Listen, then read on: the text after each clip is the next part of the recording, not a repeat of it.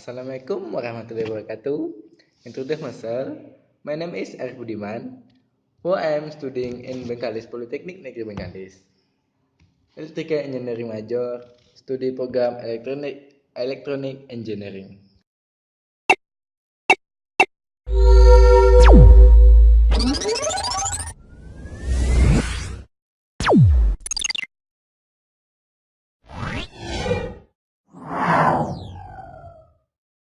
In this video, I will explain how to use a digital multimeter.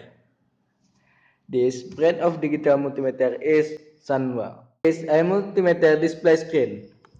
This is the selector switch for the switches we want to measure. For example, voltage, resistance, frequency, and current. This is the cable that connect with the device that are measuring.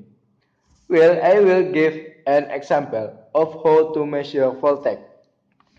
How to measure voltage is paradular. We will position the switch selector at the voltage. Connect the cable that is on the multimeter with the load we want to measure.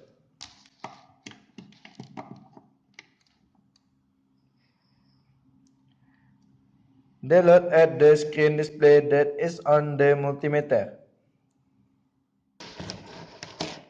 That's all my video. Thank you so much. Wassalamualaikum warahmatullahi wabarakatuh.